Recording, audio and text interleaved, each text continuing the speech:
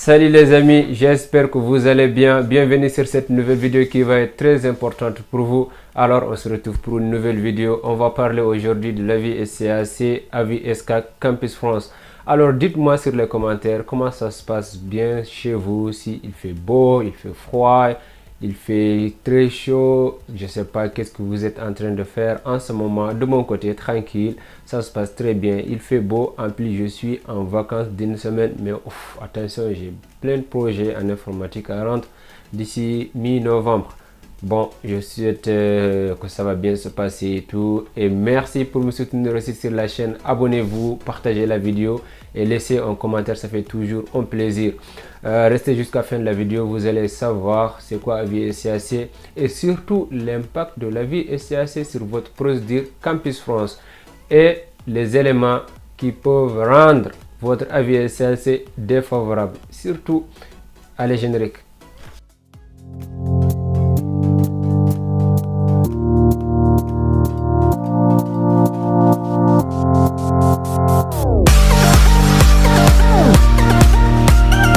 Alors, c'est quoi avis SCAC? Avis SCAC, c'est Service de coopération et d'action culturelle.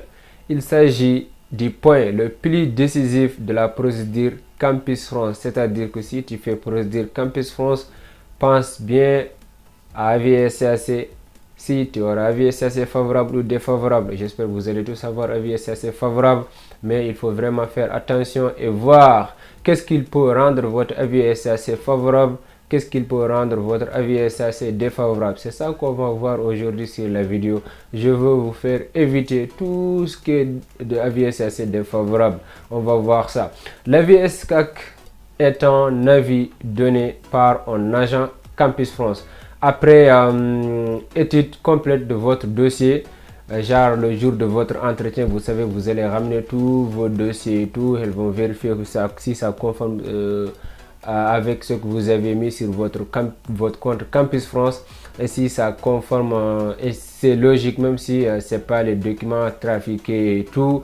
Et cet avis se donne juste après l'entretien pédagogique Campus France, c'est-à-dire après l'entretien pédagogique Campus France, l'examinateur rédigera une synthèse complète et dire que si vous avez avis SCAC favorable ou avis SCAC défavorable. C'est là où ils vont dépendre pour vous donner le visa, pour accepter vos dossiers dans les universités et tout. Parce que si vous avez avis SCAC défavorable, bon, on ne va pas encore détailler tout ça, on va parler ça à la fin, les éléments qui peuvent rendre votre avis SCAC défavorable. Mais restez jusqu'à la fin de la vidéo, ça va tout venir. Il faut juste être patient et tranquille, ça viendra. Voici les éléments qui influencent plus sur votre avis SCAC et peuvent rendre facilement votre avis SCAC défavorable. Restez concentré et bien écoutez et surtout notez si vous voulez vraiment éviter tout cela. Et c'est très important les amis. Bon, avant tout, je vais vous parler quand même de choix de formation, ce que je répéterai toujours. La première des choses que je vais vous présenter, c'est mauvais choix de formation. Pourquoi? Et c'est quoi mauvais choix de formation? Supposons par exemple toi tu fais lettres, genre la littérature, et tu fais tes choix en informatique ou en mathématiques ou en biologie. Tu sais vraiment que c'est pas conforme.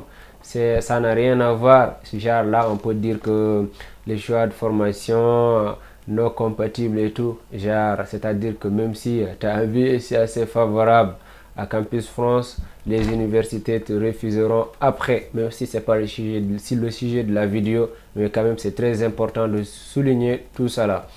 Faites attention sur votre choix de formation. Deuxièmement, c'est manque de projet. Manque de projet, c'est le cas de ceux et celles qui veulent simplement partir en France sans aucun projet en tête, c'est-à-dire je veux tout simplement aller en France.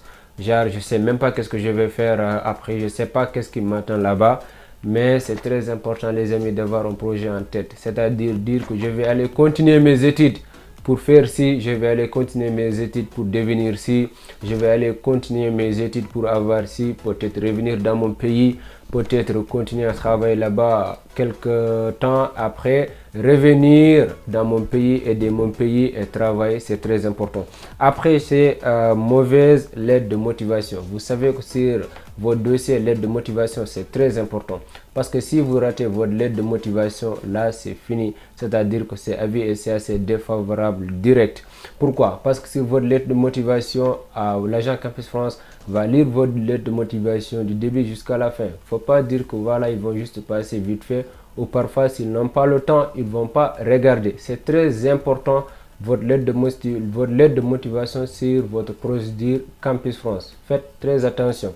Parce que sur votre lettre de motivation, vous allez mentionner votre projet d'étude, votre projet professionnel, ce que vous voulez faire après, disons tout simplement, et ce que vous êtes en train de faire maintenant, et pourquoi vous avez choisi l'université, et pourquoi, qu'est-ce que vous avez fait durant vos dernières années et tout, votre présentation, les formules de politesse, ça représente tout vos lettres de motivation. C'est-à-dire que si votre lettre de motivation est nickel et cool, ça manque rien du tout, c'est un grand pas pour vous, pour avoir votre avis assez favorable et surtout être accepté dans les universités. Parce que les universités ouvriront votre lettre de motivation et voir est-ce que vous êtes capable de venir étudier au sein de leur université. Est-ce que vous êtes capable de continuer sur cette formation? Supposons par exemple tu fais licence informatique, tu fais une lettre de motivation et dis que tu veux devenir un professeur de français. Je rigole, mais quand même, ça ne va pas être possible, c'est ça. Et la quatrième des choses et le point le plus important que je voulais vous parler, c'est l'entretien pédagogique Campus France. De tout ce qu'on a parlé d'ici, on a parlé de l'entretien pédagogique Campus France. Parce qu'on a dit aussi, la VSCAC, c'est après le passage de votre entretien pédagogique Campus France. Et là, si je vous parle de l'entretien pédagogique Campus France, c'est-à-dire qu'il faut bien se concentrer sur votre entretien pédagogique Campus France. Tout se passe sur votre entretien. Genre, si vous ratez votre entretien, et c'est fini. N'oubliez pas, là, on est en train de citer les éléments qui peuvent rendre facilement votre avis est assez défavorable. Et là, on est en train de parler de l'entretien pédagogique Campus France. C'est-à-dire que si vous ratez votre entretien pédagogique Campus France, vous avez forcément un avis assez défavorable. Ça, il n'y a pas de A ou B. Il n'est pas de doute de dire que voilà, mon entretien s'est mal passé. Peut-être que l'agent sera un peu gentil, me donnera un avis assez favorable. Non, non, non. Dès que ton entretien est mal passé, tu n'auras jamais un avis assez favorable. Directement, dis-toi que c'est un avis assez défavorable. Et si tu es refusé dans les universités aussi, il ne faut pas avoir de doute, c'est forcément l'avis qui est défavorable.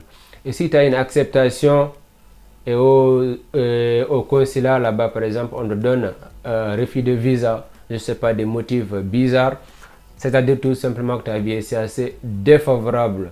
Il faut avoir confiance en vous avant de passer votre entretien pédagogique Campus France. C'est très important. Bien préparer votre entretien pédagogique Campus France. Ramenez tous vos documents que vous avez mis sur votre compte Campus France. Copiez, égalisez, rangez bien vos documents. Tout ça, ça compte.